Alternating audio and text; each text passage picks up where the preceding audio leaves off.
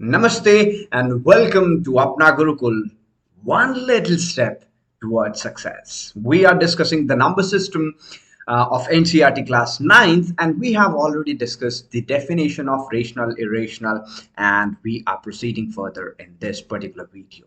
So let's begin with what are the things which we require to understand this video clearly. So are we clear with rational numbers? We have already defined it. Irrational numbers, we have had two definitions, one by decimal expansion and the other one in the P by Q form. I'll repeat it once again for you for a quick revision. So when we talk about P by Q form, any number which cannot be represented in P by Q form, where P and Q are integers and Q is not equal to 0, those numbers are called as irrational numbers. It cannot be represented in P by Q. Remember that.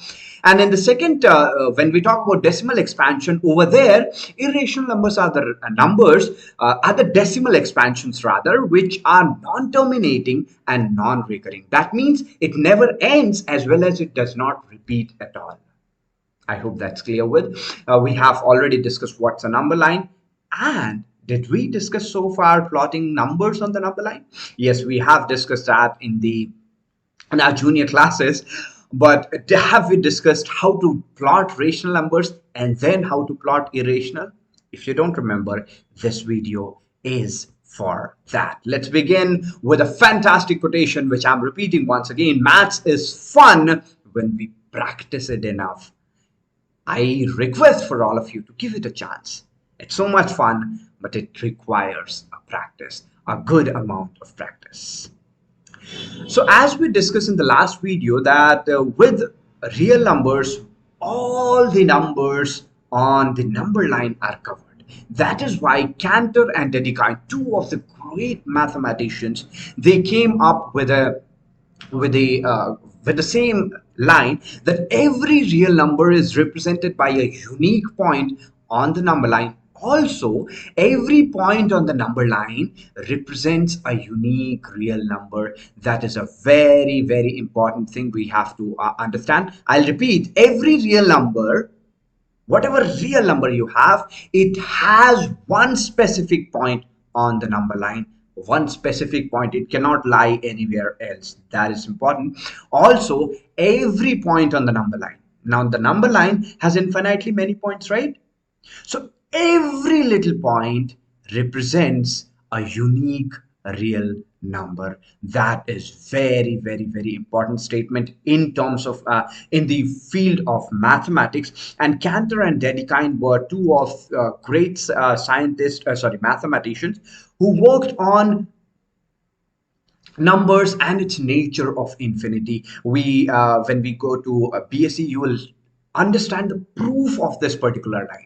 You understand how detailed work it could have been. You'll study that in the form of Cantor theorem, and Dedekind's cuts is a proof by Dedekind on the same statement. So they are two different proofs, but amazing thing on this particular line. So you can understand the importance of this particular line and our number line, of course. So let's begin. So now you might be worrying, I'm talking from so much time, that how do we plot the numbers on the number line? So we shall start with rational numbers and then we will try to plot irrationals. So rationals are always a little bit easier, but irrationals, we have two processes. First process is called square root spiral, and the second one is a little more I won't say difficult, but it's a little unique process.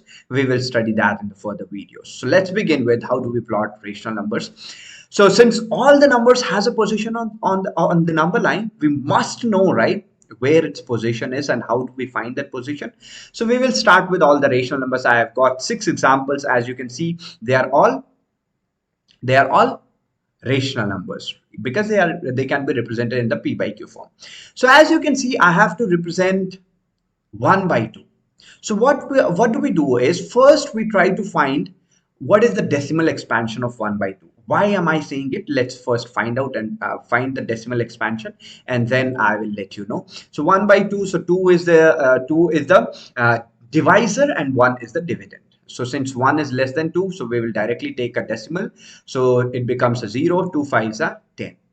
0.5, that means it lies between 0 and 1. So when we write it in the form of decimal, it is very, very easy for us to recognize where does it lie.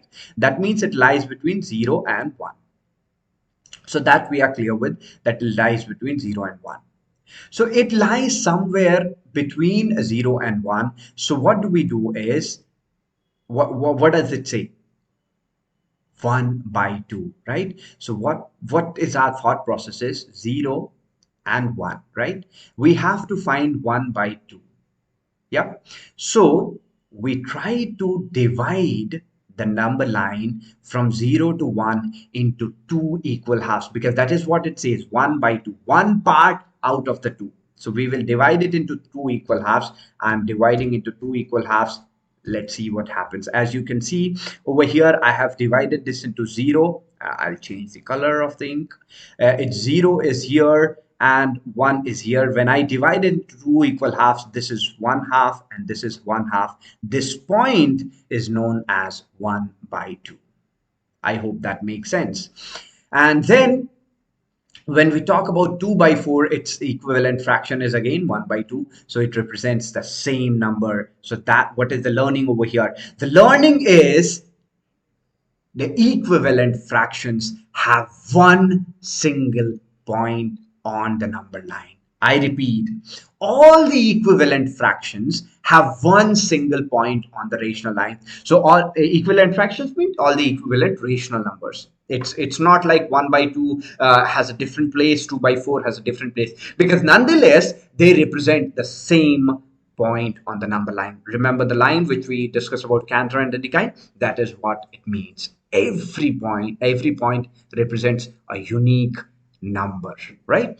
Let's represent 5 by 8. So when we divide 5 by 8, 8 by 5, so 8 by 5, when you try to divide, so as you can see, it's very, very clear that since 5 by 8 is a proper fraction. So proper fraction, I hope you all remember it. So proper fraction, that means it is again lying between 0 and 1. So what we will do is, this time since we have 8 different parts, we will divide that into 8 different parts. So 1 by 8, and that's how. Let me change this to 0. Yes. So when we divide it into 8 different parts, as you can see, we have several numbers. I will change the color to white so that it's pretty easily visible. I will increase the size also. As you can see now, it represents 0, 1 by 8, and this is nothing but 2 by 8, which is simplified to 1 by 4. I told her just now, right?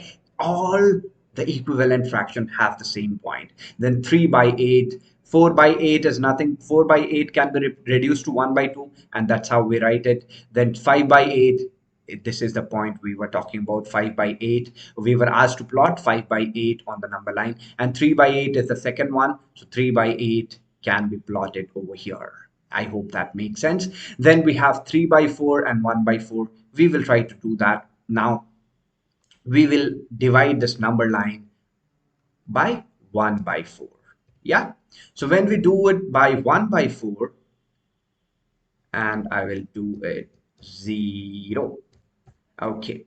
So now it's starting from 0, and then we have, I will shift the number line so that this point can be distinguished.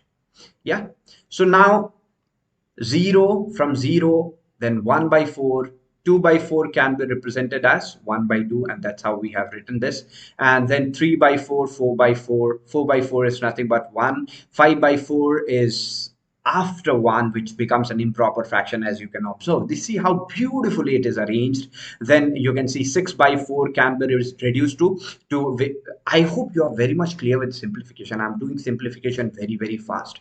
Okay, I'll take few seconds to explain if you are a little bit confused on simplification. Suppose we have the number 6 by 4. So what do we look for is, what is the common factor in numerator and denominator? We eliminate that common factor.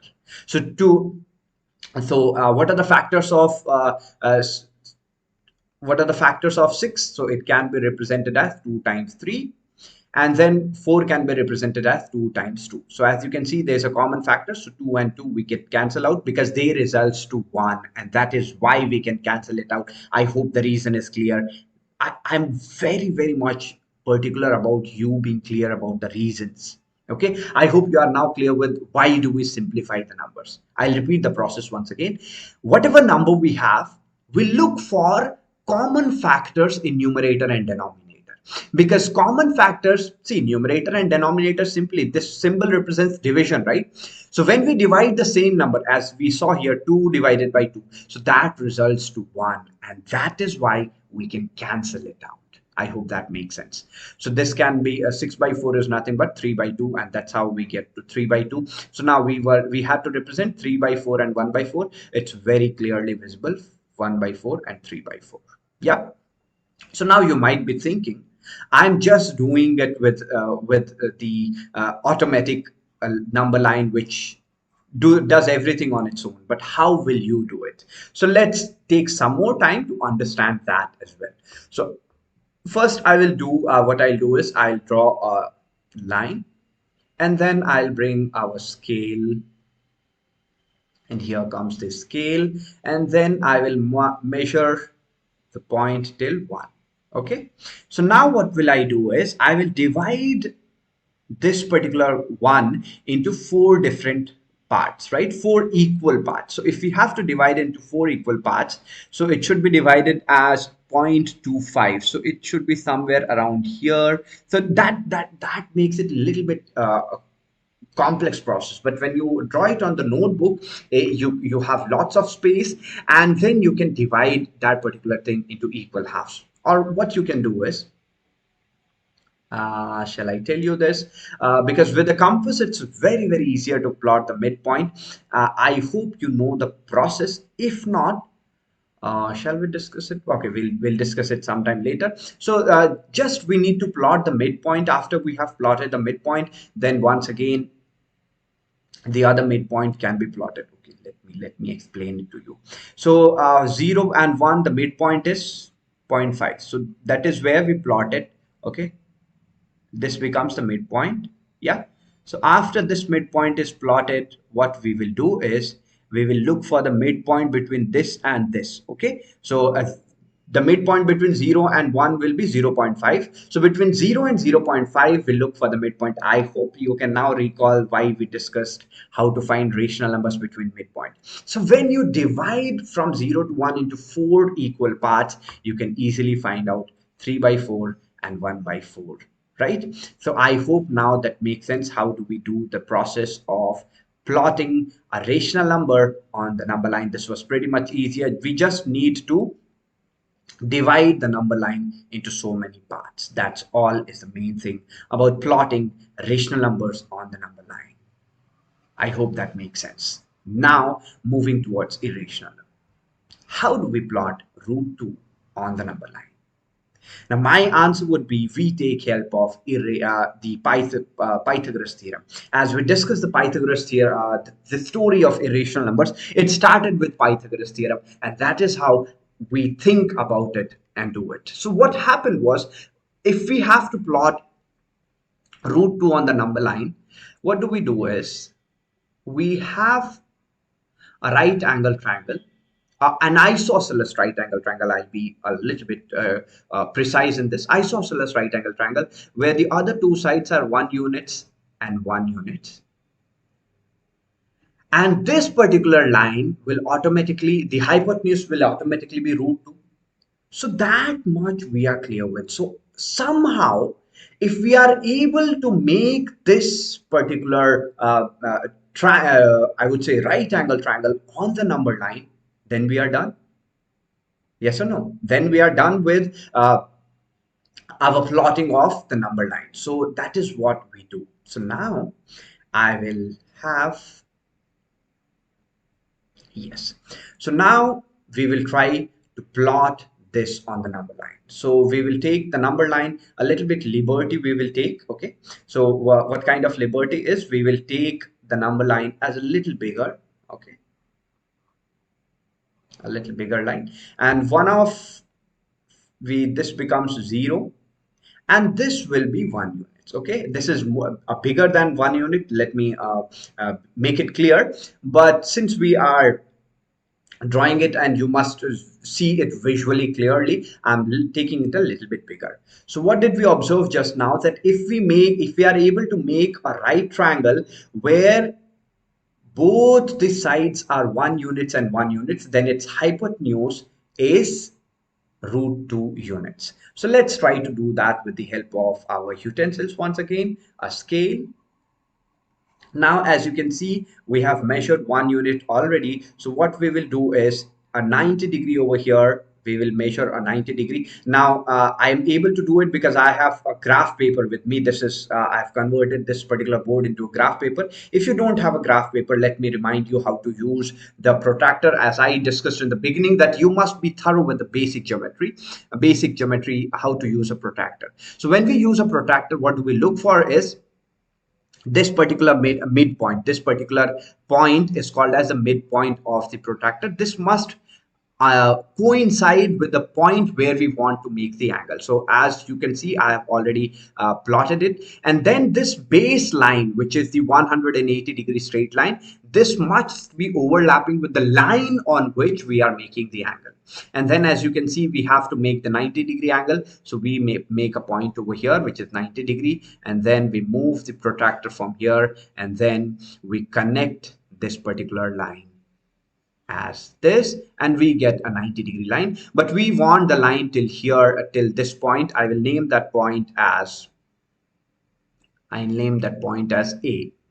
So I need this till A point because that is 1 unit and I want only 1 unit of distance, right?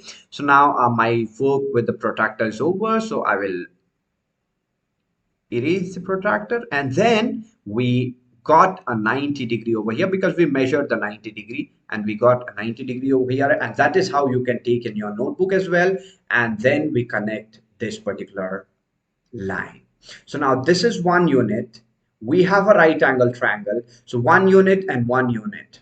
So applying Pythagoras theorem, so what will be, I will name it as O itself, O and B. So what will be the Pythagoras theorem says? OA square is equals AB square plus OB square, right? So OA square will be 1 square plus 1 square, and that gets us to OA square is equals 2. And when we take square root on the both sides, OA becomes square root of 2. Now, why does that become square root of 2? It is following the rules, the laws of exponents. I hope you are very much clear with that. Now, this represents root 2 units. Yes. So now what do we know next? It is the number line, right? I will write some more. This becomes -1, and this is nothing but 2. This is 3, and the number line goes on and on and on. This is -2, and this goes towards the left, and this moves towards the right. Yeah. So now what do we do? Now, as you can see, this is nothing but root 2 units. Yes. So if we take this as a radius, I repeat, if we take this OA as the radius and draw a circle, so wherever that circle goes, that radius will remain constant, right? Root 2 units. And we take help of this property to make our to represent root 2 on the number line. So let's bring about a compass, and we keep the compass over here. We change the ink of the compass. We'll take it a little green, and then sorry, and then we take the compass over here. As I told, take the radius as OA, and that's how I took the compass, and then I draw an arc over here. Now I'll make it full circle. So now when I made the full circle, what do I observe? All of you, please pay attention. Please pay attention, my dear student. So what happens is, as you try to look around, this is a circle. So wherever you draw a radius, it will represent root 2 units. And over here as well, it will represent root 2 units, because this particular point, I'll name it as point D. So OD is also a radius, and for one particular circle, the radius always remains the same. So if OA is root 2 units, OD is also root 2 units. Now I am very much sure you are very clear why do we make this arc. You might have learned the process, but I doubt that you might have known why do we draw a circle and why do we make that arc. If you would have already known, I'm very proud of you, my dear child. Now, moving towards, as you can see over here also, it is intersecting, right? Now this particular distance is also root 2 units, because that's the radius. Then what does this point represent? This point represents minus 2, minus root 2 unit, minus root 2, and this particular point represents root 2 unit. Root 2 is enough. I hope that makes all the sense. Yeah, I will repeat the process once again very quickly. So what we are looking for is, we are looking to make a triangle first, where a right triangle first, where the two sides are 1 unit and the other is also 1 unit, so that we get the hypotenuse to be root 2 units. I hope that is clear. That's the first step. So second step, what do? We draw a number line. We take 1 unit over here, okay, and then from this particular point we take a 90-degree and make 1 unit towards the top, and then disconnect this line, taking this line as the radius, and O is the center. Now my dear students, I have one more question for you. Why do we take this O as center? Why not A as center? You can think about that. Pause the video, think about that. Now, I'm very much sure you have thought about that. The reason is, we want to measure root 2 from the 0, right? 0 of the number line. We are not measuring from A. And that is the reason we take it from 0 and not A. Do you want to try what happens if we take it from A? Let's try it. I will erase all of these. Let's try to let's experiment. Keep experimenting, you will get to somewhere. Right? So as you can see, our compass is right here. Let's bring this compass, and now take A as the center, and I will take this one. Now I draw wait. Yeah, now I draw the radius. Now can you be sure that this radius represents this particular point? See, it is intersecting at 2 itself. Yeah, why is that so? Why is that so? Because this particular point is root 2, and but this is root 2 actually, and it's again, it became the similar one. This is 1 unit, and this will also be 1 units, because 2 minus 1 is 1, so it became root 2. But we are not bothered about where root 2 is formed. We are more bothered about how to represent it on number line, and that is why we take the circle from O. I hope that is very much clear for you, right? So this is the whole diagram, and this is the process. Now there is a very interesting thing. How to represent root 3? You can follow that with the square root spiral, and we will take a look at it from Geogebra simulation. So now this is how we plot the root 2, and we have plotted the root 2 already, and that's how we plot root 3.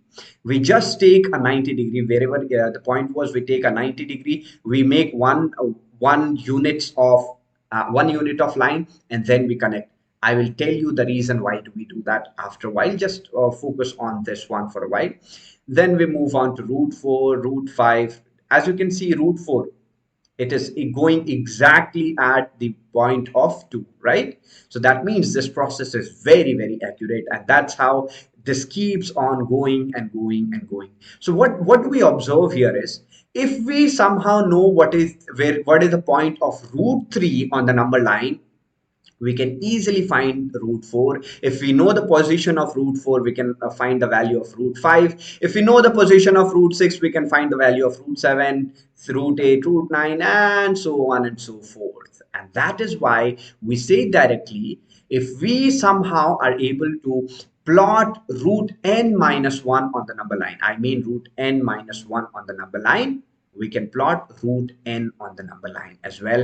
It is just just using the Pythagoras theorem. Do you want to know how?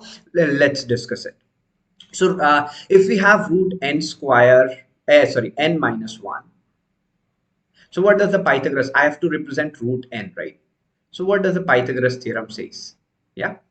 So it will be, okay, I will make a triangle, a right triangle. I made a right triangle. Okay, it is a little bit not visible clearly. I'll change the color. Yes. If this is the, and I want this to be root n. Yes. So if I keep the other two sides as root n minus 1 and 1, so what do we get it? So root n, if I want the hypotenuse to be root n, let's try to observe what happens. So I will do 1 square plus root n minus 1 the whole square.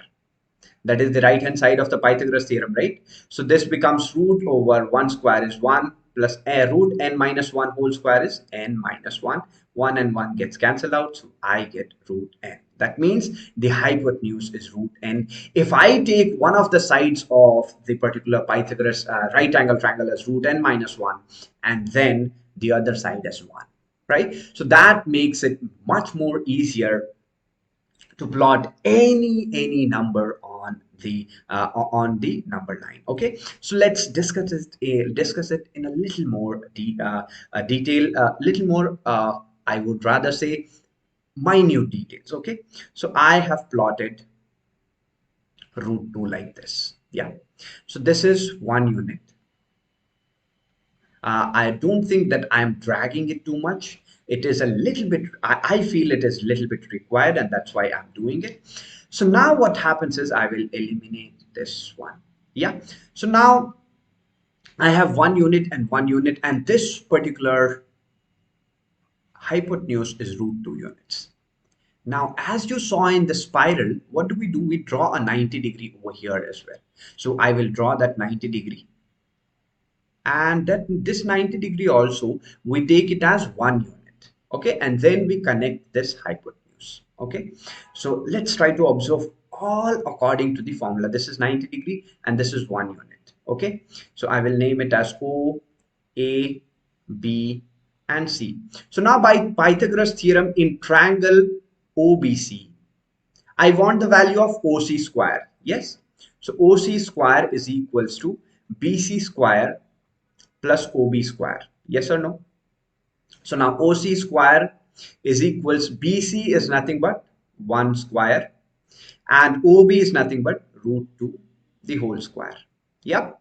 So now OC square is equals 1 plus 2, and that makes it 3. And when I take the value of OC, it becomes root 3, and that's how we get root 3 over here. Similarly, the same process continue, and that is what we saw in the square root spiral. Yes, every time we take a 90-degree, as you can see, there's a 90-degree every time, right? So now this will proceed to root 6, root 7, root 8. Every time we take a 90-degree from the point, and then the next particular root is drawn.